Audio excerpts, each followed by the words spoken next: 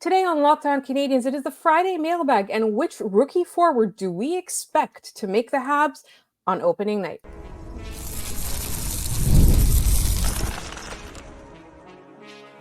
You're Locked On Canadiens, your daily podcast on the Montreal Canadiens, part of the Locked On Podcast Network, your team every day. Hi, everyone, and welcome to episode 1139. And we want to thank you for making us your first listen of the day every day. As you know, we are free and available wherever you get your podcasts, as well as on YouTube as part of the Locked On Podcast Network, where you get your team every day. And today's episode is brought to you by Indeed. Start hiring now with a $75 sponsored job credit to upgrade your job post at Indeed.com/lockedon.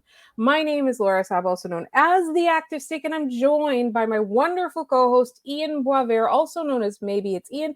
Ian, how are you doing? It is a Friday Mailbag. We're going up to 5 episodes next week. How excited are you for that? I mean, we'll actually have some hockey to talk about in the near future, which is excellent. We have our mailbag today, and you guys always come through for us. We have a question in here about cookies. So, things are going pretty well. Can't complain. And I do want to say, like, the hockey that's coming, I will be actually watching one of those games tomorrow, Saturday, for the rookie showcase. And I do want to thank our wonderful listener who facilitated that. And it's such a, it's so exciting. And Ian and I will talk about my in-person observations. Obviously, we'll be talking about both games, but I'll try and I'll try and see what I can suss out from being at the game. A lot of times when I'm there, I get so caught up in the fun of it that I forget to take notes and things like that. But I'm excited. Also, I just want to make sure that you guys know that we're doing this new thing now where we have a trivia question at the end of every episode. We encourage you to answer us. You can contact us, and I'll let you know how. And then we'll give you the answer the following episode. So we're going to have a daily trivia question. It will be mostly Habs, but it could be hockey. It'll definitely be hockey related. But mostly we're going to try and focus as much as we can on the Habs and things like that. And, we wanted to let you guys know. So make sure you stay tuned until the very end of the episode to get the trivia question. And again, before I launch into everything, we're on Instagram, Locked On Canadiens on Instagram, Locked On Canadiens on Gmail. You can put your trivia answer or mail that question in the YouTube comments, and LO_Canadiens on Twitter. All right, let's get into some hockey. The Montreal Canadiens announced today at noon or 9 a.m. Pacific, where some people were waking up to this. They announced personnel changes, and they posted how, Canadiens announced personnel changes, which terrified everybody because we were like, Who got fired? Because that headline to me just read bad news, right? It was like, we're burying the lead. And so then you open it and it's like, we were all looking at each other going, who the F is that guy? Yeah. I feel like we're conditioned as fans of the Canadiens to whenever they have an announcement and the post is just a picture of the logo, like, brace yourself, right? I feel like that's where just my head goes immediately. I don't know why. There's no reason for them to be firing anybody right now. So I don't even know why, like, the Pavlovian response was for me to get, like, fight or flight, like, to be who's gone? Yeah, and for me, it was like, oh no, Jeff Gorton got another job, right? Like that was my first reaction. The statement started with his name, and I was like, I had the same thought. I was like, oh no, he's announcing hiring people. Wait, why? All right, so who did they hire or promote? So they've got Roger Grillo, I believe is how you pronounce his last name, hired as a consultant as part of Marty St. Louis' coaching staff. I don't believe he'll be on the bench. I don't believe consultants are. He was Marty St. Louis' assistant coach in Vermont back in his NCAA days, so in the mid-90s. So just, casually hiring a college assistant coach from 30 years ago, no big deal. Albie O'Connell has been promoted to Chief North American Scout, and Tommy Lehman has been promoted to Chief European Scout. Matt Ryan, not the Atlanta Falcons quarterback, but a hockey scout, has been hired as a pro scout. How funny would that be, though? Yeah. Like a quarterback for their sport. His second act is becoming a hockey scout. That would be incredible. Dale LeBlanc, I believe is how you pronounce his name, has been promoted to head of performance. Stéphane Gervais has been hired as strength and conditioning coach of the Montreal Canadiens. leaving his job as the strength coach for the Laval Rocket. And Mitch Freeburn takes Stéphane Gervais' spot in Laval. A lot of very small moves. What do you think a consultant does? Oh, I know. A consultant makes hundreds of thousands of dollars a year to say, don't do that. Yeah, that's great. I want that job. Yeah, that's tight. So I really like this because Martin St. Louis, like I love the way he thinks, because this is like this is a guy I felt good about. I felt good under his guidance. I need to do some growing.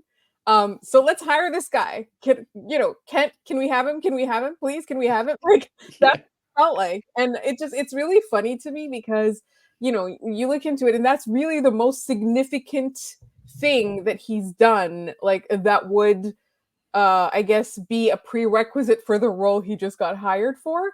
And I Right. wonder if it's just this guy that Martin St. Louis trusts and wants advice from. And it's like they're putting him on the payroll, Yeah. I don't hate the move. I don't really know anything about it. Like people are like, oh, let's look at his stats from a million years ago. I just think it's interesting that, to me, it's an acknowledgement that Martin St. Louis wants to reach another level in his ability. Yeah. And as the Canadiens organization, they're showing trust and faith in him, and they're providing him with something that he says he needs. So like it's just like it shows to me the mutual relationship that the front office has with the coaching staff. And also that like Martin St. Louis himself is acknowledging, I need assistance on this front. Yeah, and they had a spot, right? Yeah. Because Burrows stepped down from his role. They had a spot. They're not going to fill it on the bench, but they're going to have, another hockey mind around the team. I think, to bring somebody in, like you said, you like the way that Marty thinks, you like where his head's at. I think it shows a coach who, doesn't need to be the only opinion in the room, right? Like I think it was Arpon Basu had said a while ago that like Marty St. Louis brings in people that he respects their opinion. It's not just having a guy around to have a guy, right? Because the way he thinks the game, he wants others to, maybe complement the way he thinks the game, not necessarily, be a sycophant and just agree with everything that he says. So again, I don't know. I was in our group chat with Scott. I said, do you remember the Craig Ramsey consultant era? He was hired as a consultant by the Canadiens in 2015, and no one was ever sure what he did. So, that's sort of where my head was at when this announcement came out. Yeah, absolutely. And like often, honestly, like most of our listeners, as well as us, like our parallels that we can draw from are from like day-to-day office jobs, email jobs, as I like to call them. And I think the best way to be a manager is to be democratic about, the people who report to you, or in the case of a coach, like a coach is a manager of his assistants, but a coach is also a manager of that team, right? Of Right. the team. And so I think like you're always successful if you listen to the people that are actually doing the work. And bringing in a consultant, like in this case, you're listening to the people who are doing the work, and then you've got a guy who can tell you this is how you remedy this gap or something like that. Like that's in my mind how things like this work. And it's also a little bit different in hockey, I find, because a lot of times like the coach is the be all end all. Even if he tells you to do something wrong, you're going to do it and you're going to listen because you're conditioned that way. But in my mind, like this just seems progressive. It seems it's paradoxical because it's regressive because he went back, from to the 90s, but it's a progressive way to approach things. Like Martin St. Louis' way of approaching things a lot of the time is progressive. You see elements of it and then you see him getting better at it. Like to me, this is all positive. Do you have any parting thoughts before we move on to our Friday mailbag? Yeah, I mean, just the fact that he last played for this coach 30 years ago and they still have a relationship seems pretty good, right? Yeah. No Yeah. one stays in contact with someone for 30 years if they hate him. So Exactly. I feel like there's a good working relationship between these two that hopefully we'll get to actually see what he has to say. But Yeah. We'll see it play out. Yeah, exactly. Like in the form of improvements on the ice. All right. So we're going to get into our mailbag, and we got tons of amazing questions from you guys. Don't forget, we've got trivia at the end of the episode. So please stay tuned for that. And we will be discussing our mailbag questions in just one moment. But first, Passion, drive, and patience. The formula for winning championships is also what keeps your ride or die alive. eBay Motors has everything you need to maintain your vehicle and level it up to peak performance.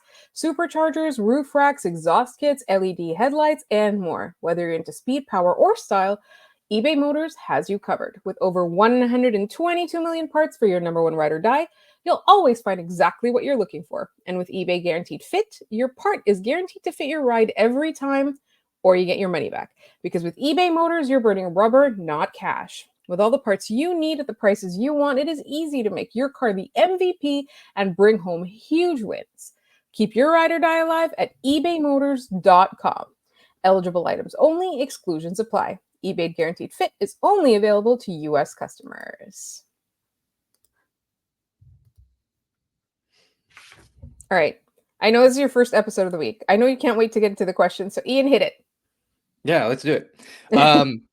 Let's start away from the Montreal Canadiens here. Boondoggle asks, why is Lou Lamarello allowed to tell players how long their hair can be and disallow facial hair? What kind of dinosaur thinks that has any effect on playing hockey? Why can't the NHLPA tell him where to stick his superficial standards? I think you answered it with that last part. The NHLPA is a pathetic excuse for a union. They are not a union.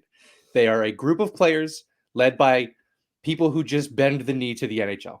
So as long as they keep allowing him to do it, he's going to keep doing it.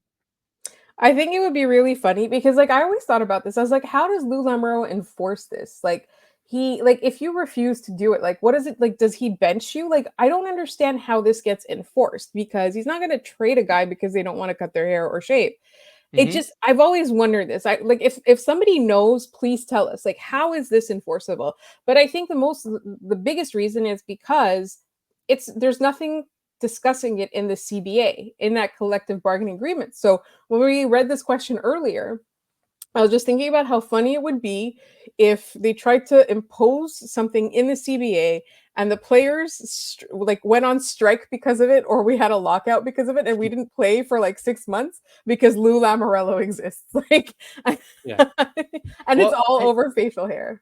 Yeah, and you asked about the enforceability of this, like what happens if a player refuses. They're in New York. I believe this is protected in New York law. There's something called the Crown Act, which I believe protects you from discrimination based on hairstyle, hair texture, ones that are hairstyles that are traditionally associated with race or ethnicity.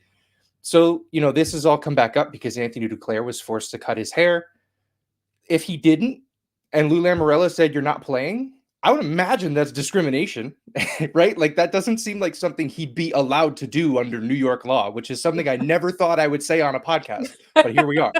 So ultimately, as long as players and the PA continue to bend the knee, I think it is a higher likelihood of him retiring before that happens, before anyone says, shove it. It's not happening. Yeah. And that to me is really, really upsetting.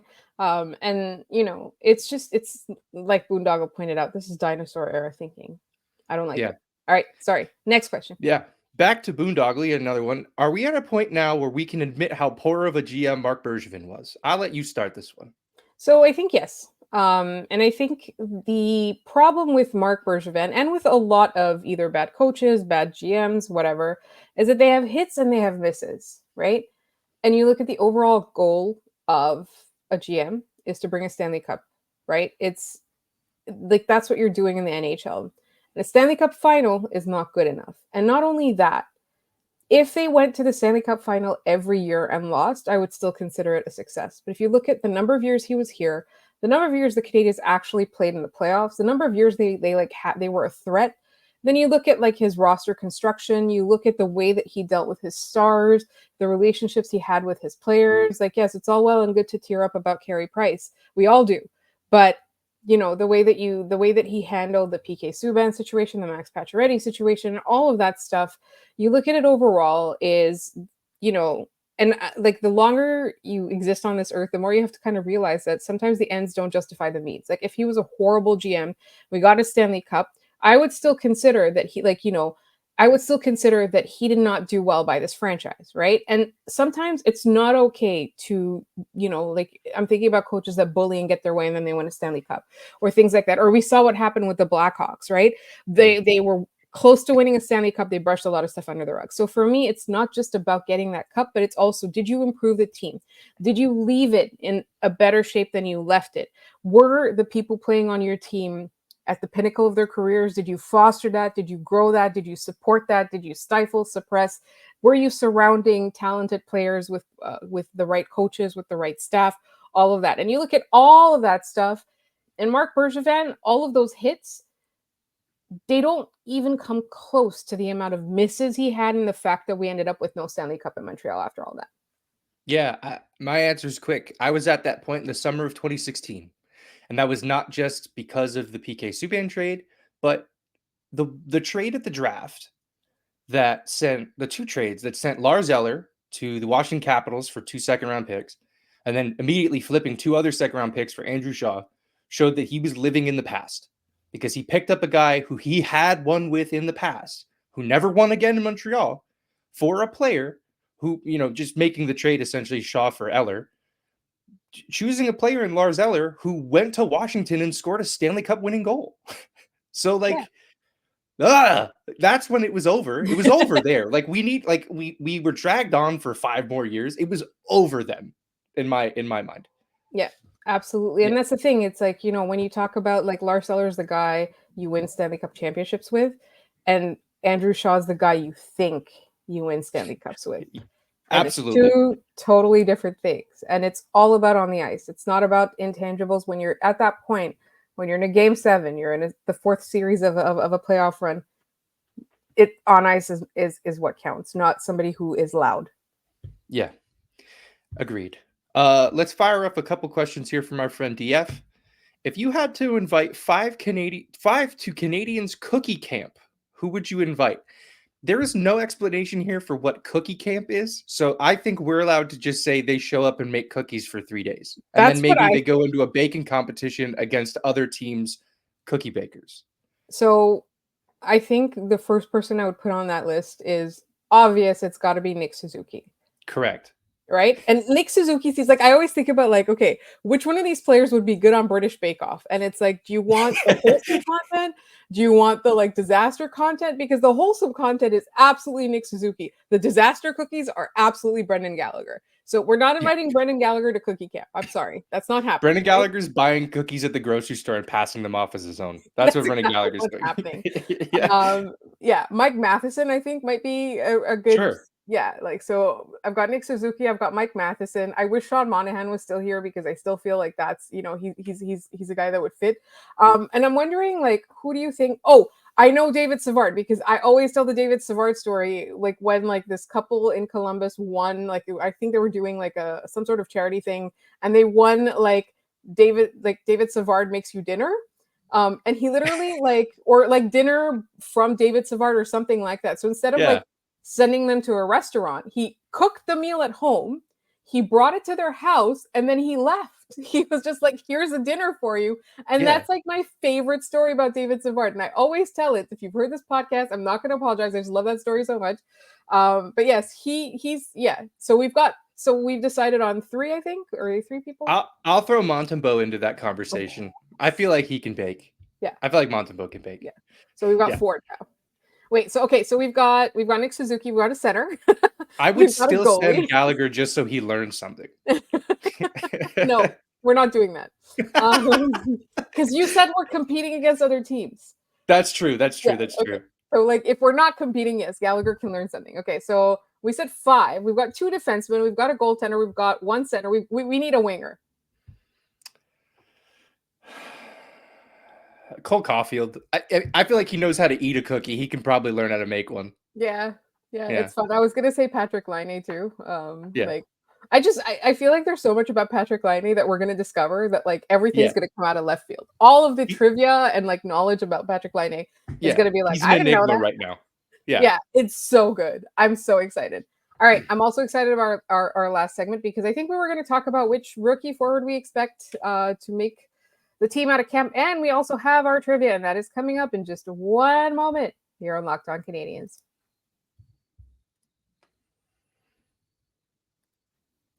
But I also want to tell you about Indeed, because if you're hiring, you absolutely need Indeed. Like if you've ever been a manager or a hiring manager, you know that hiring is so difficult. It is one of the worst parts of the job. But I can tell you that Indeed takes all of that stress, that difficulty, that guesswork, all of that, just takes it all out, because you don't have to search for a candidate. You match with a candidate.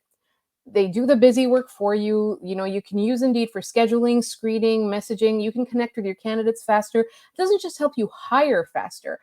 93% of employers agree that Indeed delivers the highest quality matches compared to other job sites. So I think it's a no-brainer. So you got to go, you got to go with Indeed, because it takes everything and makes it so easy. And you can join more than 3.5 million businesses worldwide that use Indeed to hire great talent fast. And listeners of this show will get a $75 sponsored job credit to get your jobs more visibility at Indeed.com/locked-on. Just go to Indeed.com/locked-on right now and support our show by saying you heard about Indeed on this podcast. Indeed.com/locked-on. Terms and conditions apply. Need to hire? You need Indeed.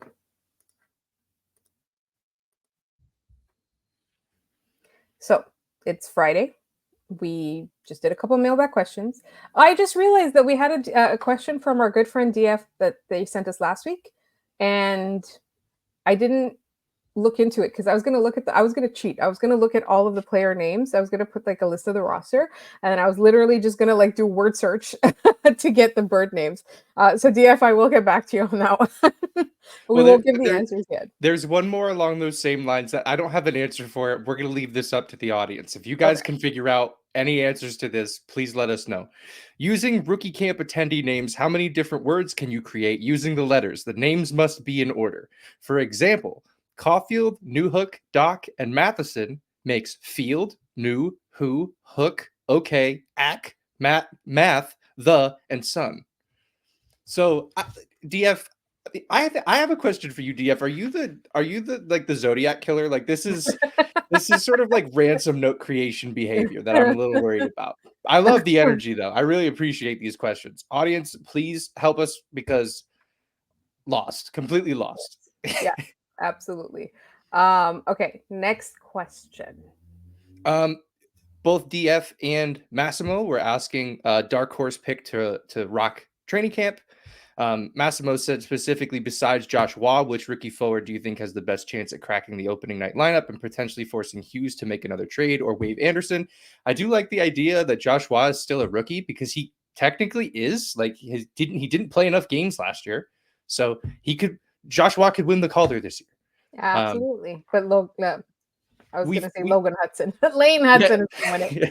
We've touched on this in past episodes, but for me, that answer is Owen Beck. I feel like he's just got the most momentum coming into camp. Like he's so done with junior hockey that he might end up skipping the American League. I don't think it's the most likely scenario, but if there's a player, at forward who we're not already penciling into the lineup, who I can see making a run, it's Owen Beck. So for me, it's going to be interesting because I have a strong feeling that Sean Farrell is going to do something this year. It's either going to be like he's going to play himself out of the Canadiens conversation, or he's going to have a fantastic camp and he's going to start the year in Montreal. Maybe not have the full year in Montreal, but that's my feeling. I don't know. That's a feeling that I have. It's based on nothing but gut instinct. Yeah. Steve Easter asked a really great question. So great that we're probably going to devote an entire episode to it, honestly, coming up next week. What is both of your good, bad, and ugly predictions for the year? So we'll chew on that for a little bit and give a really, we'll give a 30-minute answer to that question next week. So stay tuned for that. Yeah. Our friend Fork at Hockey Night asks, would you rather have Malort with a former Blackhawks blogger or a pie from his wife? Okay, so I've actually been to Hockey Night's house, and I've had said pie. I've also tried Malort. It wasn't Hockey Night that Malorted me. It was. He tried to get me. I refused. It's still sitting on my desk. Yeah. Oh no. Yeah. It's. I like it was people visiting Montreal. I'm not going to say their names yet. Just want to make sure they're okay with me saying it on the podcast. They handed me Malort. Made me take a shot at another bar, like literally like we were at a bar and they just took it out of there, and then they made me go home with it, and then it's been going. I don't know where it is, like in my move, I don't know where it went, but it's been around. Yeah. But yes, the pie definitely beats Malort. Yeah. Fork's last question. When are the Habs going to wear New York Giants football uniforms in a game? I don't know if you saw this last weekend, but It the New was York terrible. Giants wore their Centennial uniforms, which look strikingly like if you cut the sleeves off of a Montreal Canadiens uniform, and they proceeded to put up the most embarrassing performance of the weekend. So I hope never, because then we would be associated with the New York Giants, which is Mhm. not something I will make a habit of doing, even though I live pretty close. Yeah. I know what team you cheer for. But I don't really know, like, are the Giants like a team we hate? I know the Patriots are a team we hate. The Cowboys are a team we hate, even though I'm a Cowboys fan. Um, like, are the Giants that? Like, the Steelers are a team we also hate. So The Giants might have been at some point, but now they're just sad. Like they're like the second best team that plays in their own arena, and that's a low bar to clear because the other one's the Jets. So, you know, that's where we're at there. Thanks, Fork. Danny asks, being a newer fan, what's the obsession with poor facial hair in hockey and looking like Cat Weasel? Which I had to look up. I didn't know what Cat Weasel was. Go look it up. It's pretty funny. I'm not going to diss a Manly Savard or an Ian Beard. Thank you, Danny. But these wispy bum fluff mustaches have to go. What do you feel about I will just throw out like Joe Thornton's beard. Like, what okay. are your opinions on the Jack Black sort of like tri-colored beard that Joe Thornton has? Mm, I feel like it's at least a beard. Like, my question for Danny is this: how much of this question was constructed after looking at either pictures or footage of Patrick Laine? I just want to know that. That's my The question. Billy Goat beard. It's something. So, like, I feel like with Joe Thornton, the way that I feel about his beard is that I get that it's a thing. I get that it's more of a personality trait now than like a style choice. But if you're gonna have a beard that long, you got to do conditioning, man. Yeah. You got to do the beard oil. Like, I don't care what color it is, but it's that long. You got to clean it and you got to groom it. Like, that to me Yeah. is like, it's non-negotiable. Like, your beard cannot look like something that I want to run away from. Yeah, my beard is one of purely convenience. I don't want to shave it all off, and I don't want to have to do any of those things you just said. So it's never going to be that long. There you go. All right. Do you want to get to our trivia question? And then I've got a listener email to get into. Okay. Real quick, I just want to remind everyone to follow us on Instagram. But Please yes, go do. with your trivia question. All right. I've never heard this, by the way. Like, all of these, Yeah. like, this is a surprise to me. All right. In the 2006-2007 season, Sheldon Surrey set the record for the most power play goals in a season by a defenseman with 19. En route to claiming the record, he dethroned 3 defensemen who were tied originally in first place, but they moved to second once he passed them, with 11 such goals. Who are these 3 players? I could not even begin to answer that question. I think, like, over the course of like our trivia like thing that we're doing now, I'm gonna have to resist so hard to say the answer before we stop recording. Yeah. So listeners, the answer will be available to us on our next episode. So at the end of every episode, we'll give the answer from the previous one, and we'll ask the next question, or rather, Ian will ask the next question, and I will try not to answer it, or I will be stumped. Ian, we have a wonderful listener email that we wanted to get to. Yes, if you remember last week, we wished Jordan and Samantha well on their wedding that was just recently. Jordan has responded to us, and I would like to read a very heartfelt email.